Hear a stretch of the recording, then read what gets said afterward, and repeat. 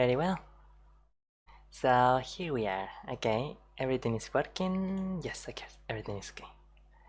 Now I'm going to be a bit smaller here on the sets. Wonderful, wonderful. Well, this is. I will recognize that this kind of streams is not exactly the common thing for a VTuber to do, but I genuinely want you to know things which are true and beautiful. And I'm not saying today something that is beautiful, but like, see, hey, I actually have been working. Oh man, this is really not beautiful. Actually, it's a bit fitting because the Greek stratus that had that white marble, right? Originally, the Greeks actually painted them in like some very garish primary colors, like like how I give myself one now too. uh, but see, I have been working a bit more on the color scheme for Tachi. But uh, I think I need to make some colors a bit less primary, especially areas with more that had a lot of covered a lot of ground, like the jacket. I really had to make them not pop up that much. They probably should be a bit more. This should be like the more cyan light color, and this one should be an almost transparent. But well, and I I am a really passionate. I used to be really passionate as a child about philosophy. I used to love reading and philosophy, really. I hope that we can get to share some beautiful moments about everlasting knowledge together. I promise you that if you give it a chance, I do believe that it's going to be fun. I hope my voice can stand at least for about 20-25 minutes more. It's going to be a very short stream. This is an experimental stream, and one that I wanted to do for a long time already, and I didn't want to allow more time to pass. Mm, Sorry. Here now I'm seeing that like 1% of photographs lost. That's not too much. That's not too bad. But I do wonder why that happened. We are on wired connection now. Ah well, technology. So without further ado, let's continue. We will start reading.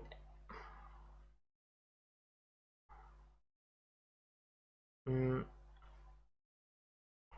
Sorry, we suddenly lost a bit of connection there. I don't know why, but it seems to be.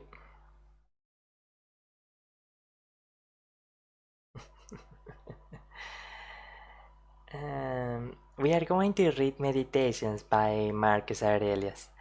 Um, One of the most emblematic pieces of Stoic philosophy. So let's move on to the scene. Wonderful. And now let's enter the actual text. The,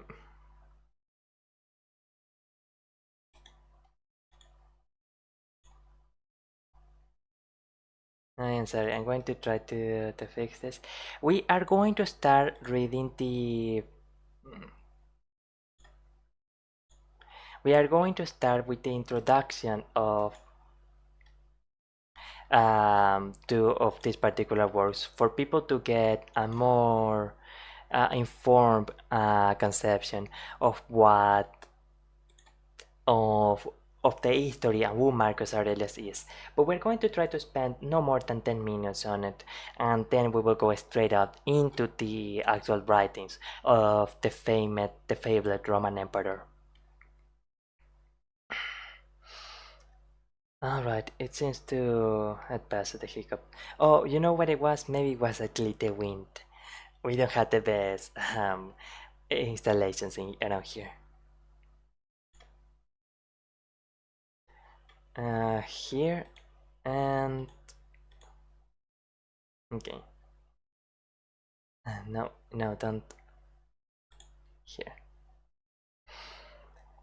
Marcus Aurelius Antoninus was born on April 26, Anno Domini 121. His real name was M. Annius Verus. and he was sprung of a noble family which claimed descent from Numa, second king of Rome. Thus, the most religious of emperors came of the blood of the most pious of early kings.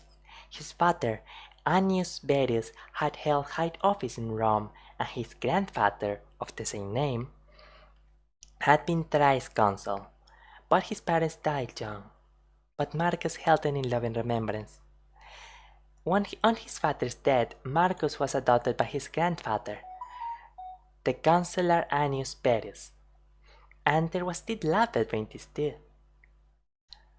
On the very first page of his book, Marcus gratefully declares how as his grandfather he had learned to be gentle and meek, and to refrain from anger and passion. In fact, the very first chapter of the Meditations is dedicated indeed to Marcus Aurelius giving personal thanks to all the people that had an influence in his life. And how wonderful is that, is it not? To spend a moment to appreciate and ponder upon what particular influences did the people in your life play on you? What things did they teach you through their examples? What positive things in your character were obtained through the path of life that you walked with these particular people? It's something that gives you quite an awe of the things that people give you, of the things that we give each other in life.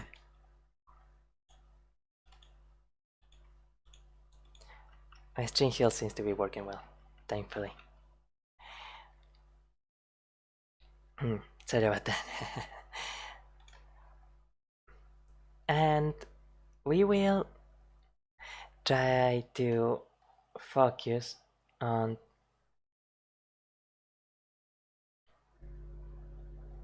we will go into a small segue delineating Stoic philosophy. We will quickly finish the work here of the introduction here of his life. Um, the Emperor Hadrian divined the fine character of the lad when he used to call not Verus but Verissimus, more truthful than his own name. He advanced Marcus to equestrian rank when 6 years of age, and at the age of 8 made him a member of the ancient Salian priesthood. Yeah, life was very different back then. The boy's aunt, Annia Galeria Faustina, was married to Antoninus Pius, afterwards emperor. Hence it came about that Antoninus, having no son, adopted Marcus, changing his name to that which he is known by, and betrothed him to his daughter Faustina. His education was conducted with all care. The ablest teachers were engaged for him, and he was trained in the strict doctrine of the Stoic philosophy, which was his great delight. He was taught to dress plainly and to live simply, to avoid all softness and luxury. His body was trained to hardihood by wrestling, hunting, and outdoor games, and though his constitution was weak, he showed great personal courage to encounter the fiercest foes. At the same time, he was kept from the extravagances of his day. The great excitement in Rome was the strife of the factions, as they were called, in the circus. The racing drivers used to adopt one of 4 colors: red, blue, white, or green, and their partisans showed an eagerness in supporting them which nothing could surpass. Riot and corruption went in the train of the rising chariots, and from all these things Marcus had held severely aloof. It might be perhaps interesting to mention we will likely see videos outlining the philosophy of Marcus Aurelius in the future, but I want also some videos to be not just about videos talking about Marcus Aurelius, but listening to his own works, to his own work in itself. meditations, in fact, the work that we know as meditations, in fact, comes from the personal journal of Marcus Aurelius. One, obviously, he didn't intend for these writings to be ever released. It was essentially his personal diary where he annotated his innermost thoughts. And I know not by which means it ended up being discovered by the common corpus of human literature and history, but we are all eternally indebted through the positive actors that exerted their sacrifices and efforts in history to make sure that such wonderful words, such beauty, and such art could lay in the throne and legacy of all humans. We will now proceed to a brief reading of Stoic philosophy.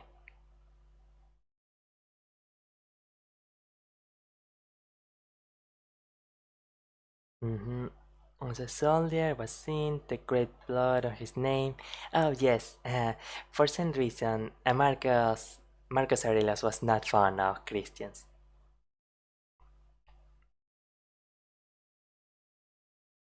Alright, now we are getting into an introduction of philosophy.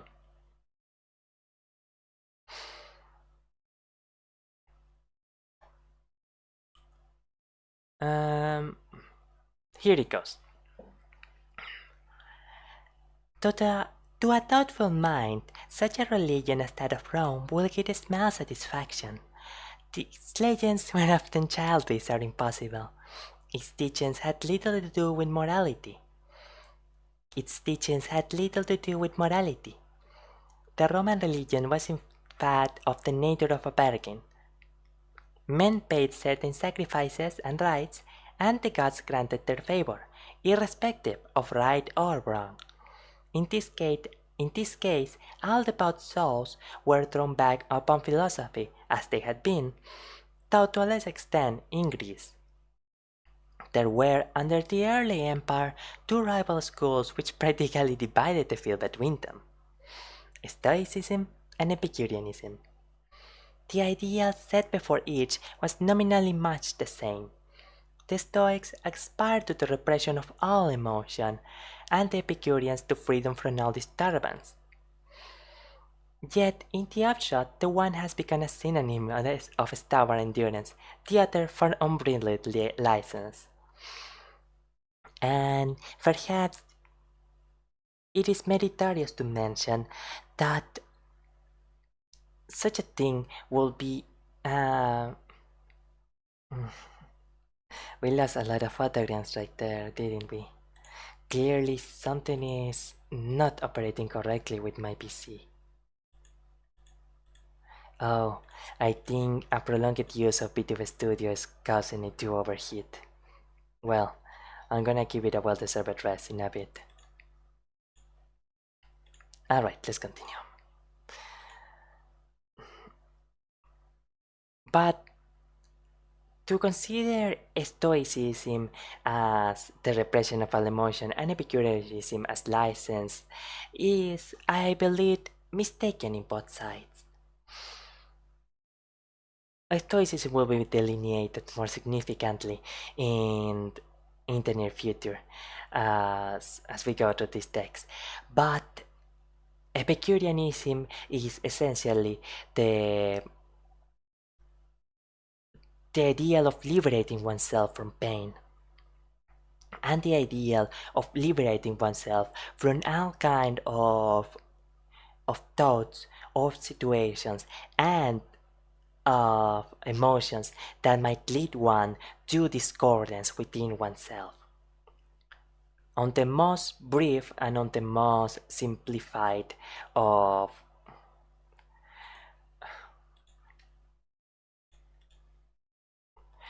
and on the most simplified of presentations, that is what Epicureanism is. And Stoicism aims not for the elimination of emotion, or to be emotionless, as is colloquially assumed,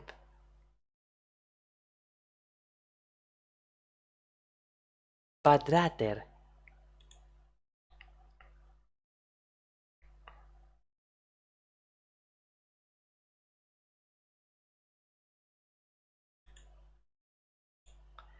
but rather to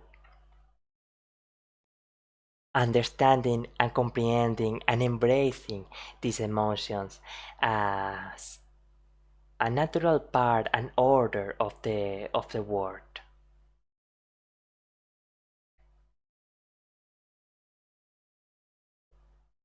But rather of understanding these emotions as part of the natural order of the world, and understanding that also implies knowing the rightful place that these psychological phenomena, these emotions, had within our life and within our course of action in the universe. Stoics recognize and accept all feelings such as anger, displeasure, sadness, joy, displeasedness, fear, impatientness. But they recognize it in their rightful place as something that ought not to govern the mind or the soul, but as events external,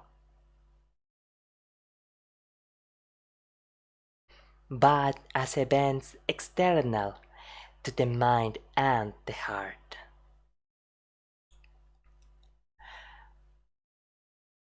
They are things that you recognize are a part of life, but that ought not to govern life.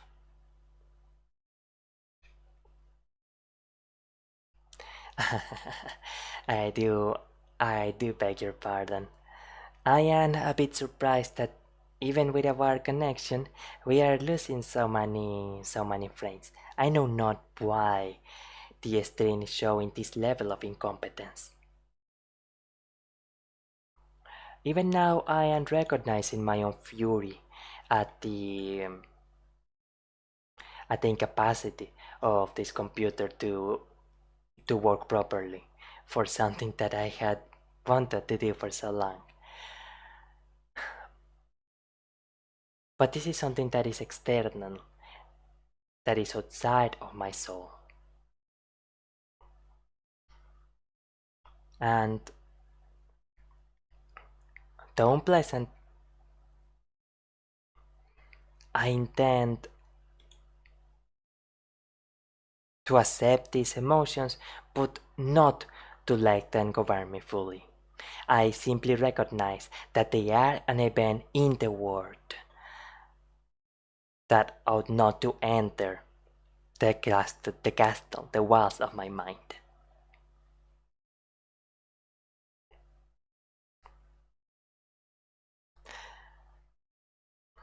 With Epicureanism we had nothing to do now, for the most part that is true, but it will be worthwhile to sketch the history and tenets of the Stoic sect. Zeno, the founder of Stoicism, was born in Cyprus at some date unknown, but his life might be said roughly to be between the years 350 and 250 BC.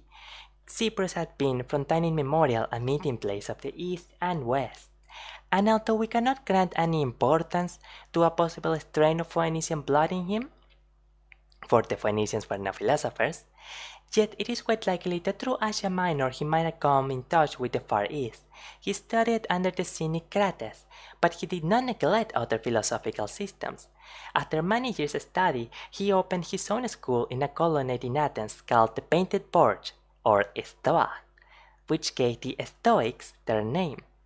Next Zeno, the school of the Porch owes most to Chrysippus, 280 to 207 BC, who organized Stoicism into a system. Of him it was said, before Chrysippus there had been no porch. The Stoics regarded speculation as a means to an end, and that end was, as Zeno put it, to live consistently. Great words, or as it was later explained, to live in conformity with nature. Great terms. This conforming of the life to nature was the Stoic idea of virtue. This dictum might easily be taken to mean that virtue consists in yielding to its natural impulse, but that was very far from the Stoic meaning. In order to live in accord with nature, it is necessary to know what nature is, and to this end, a threefold division of philosophy is made into physics, dealing with the universe and its laws, the problems of divine government and teleology, logic, which trains the mind to discern true from false, and ethics, which applies the knowledge thus gained and tested to practical life. The Stoic system of physics was materialism, things which can be perceived, touched, and sensed, with an infusion of pantheism, a sense of holiness in all things. In contradiction to Plato's views that the ideas or prototypes of phenomena alone really exist,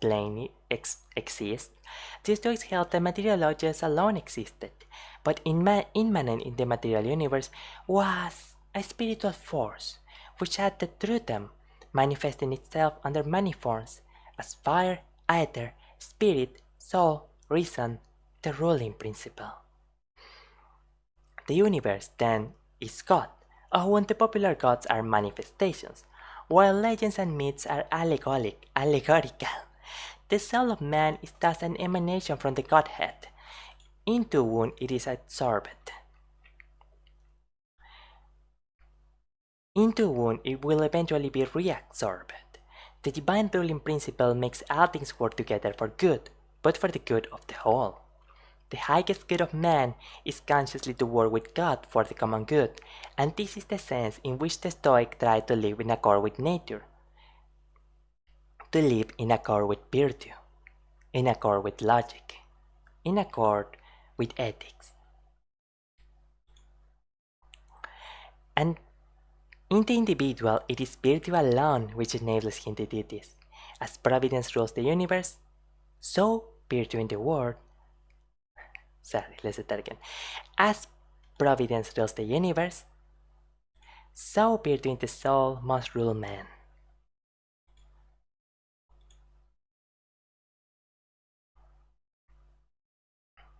Now, we are starting to run out of time in the stream, so let us continue.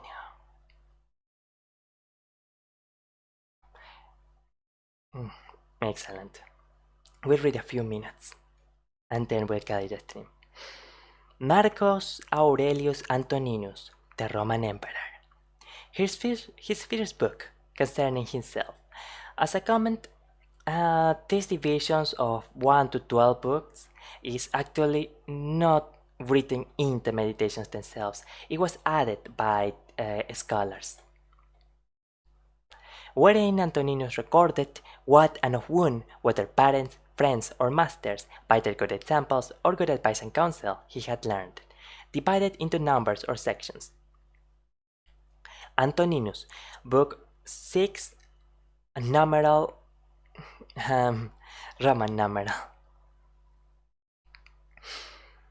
Whensoever thou wilt rejoice thyself, think and meditate upon those good parts and special gifts which thou hast observed in any of them that live with thee, as industry in one, in another modesty, in another bountifulness, in another some other thing.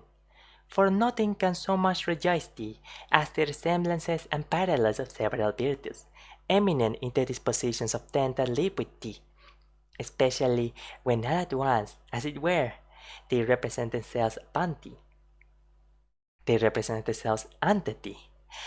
See therefore that thou hast them always in readiness. The first book.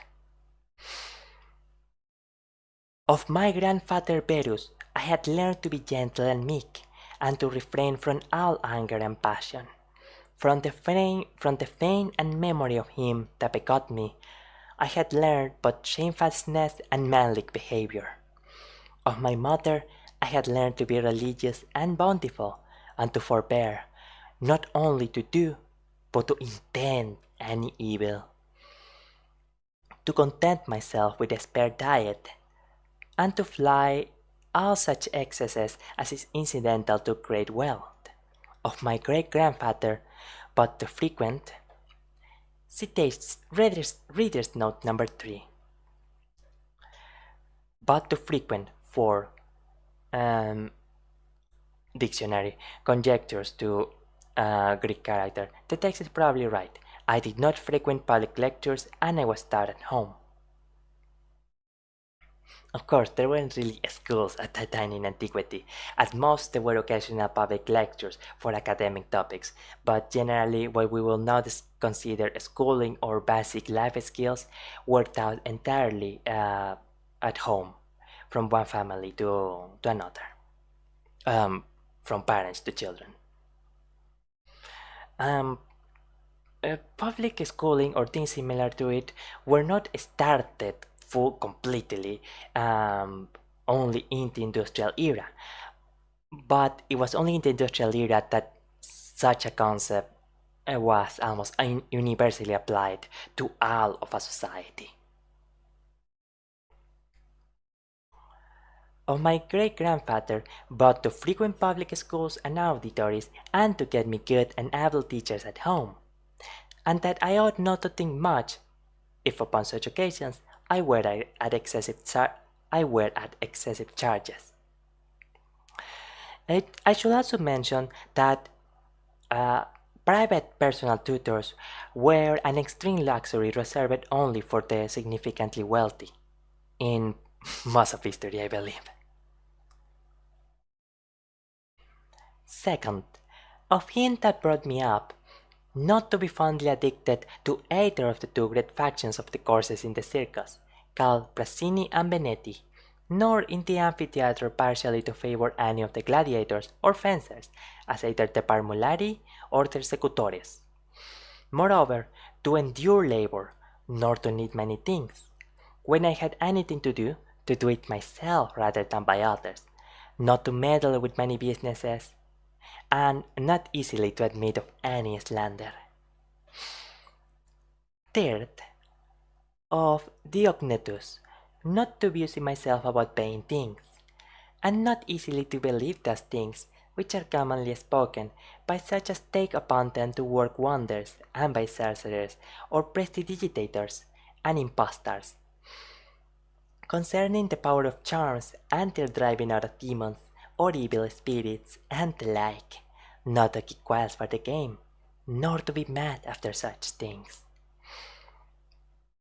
Not to be offended with other men's liberty of speech, and to apply myself unto philosophy.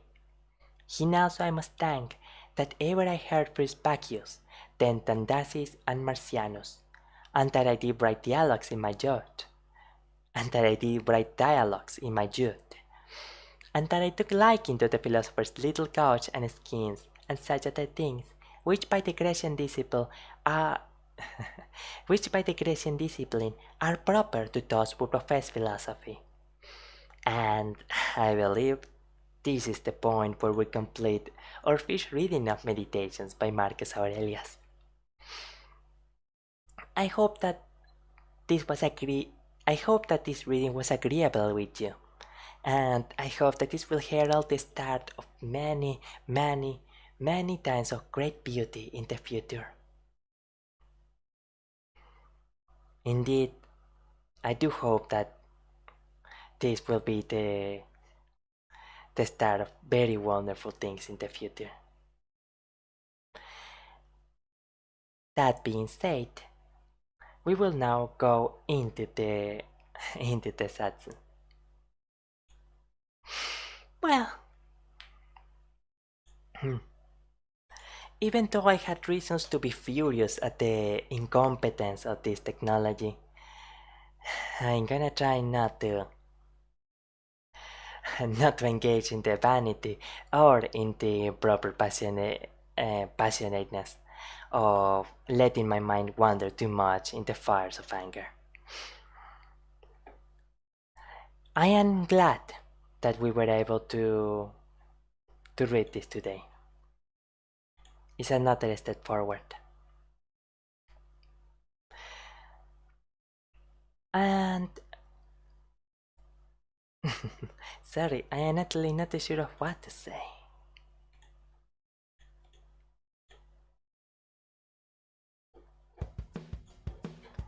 Excellent, wonderful.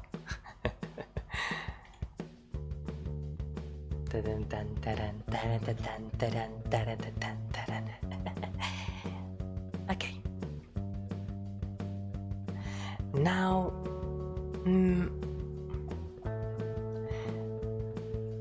sorry, I completely lost for a moment.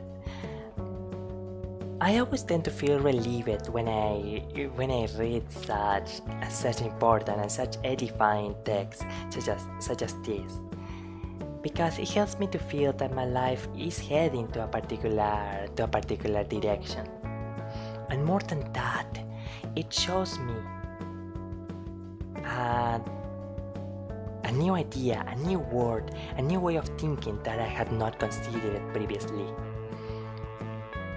It is with great joy that when I finish doing these things or reading such books, even if initially my mind wants to do things which are more entertaining or more initially entertaining, like watching things on Instagram, on social media, or to watch silly videos on YouTube, that I am fortunate and blessed to occasionally engage with such edifying works. It is truly something that's fortunate.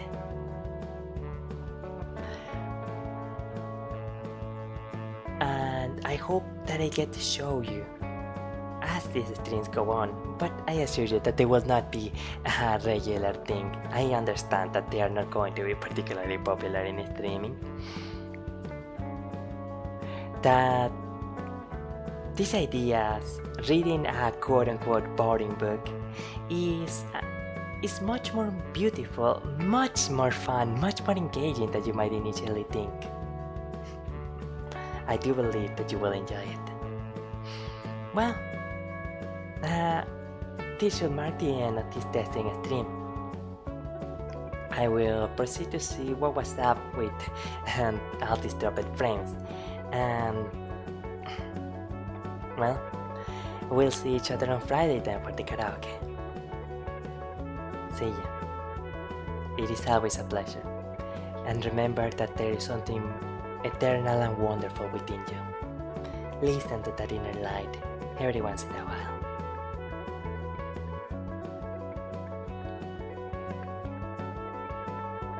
Bye bye. Adios. We'll see you soon.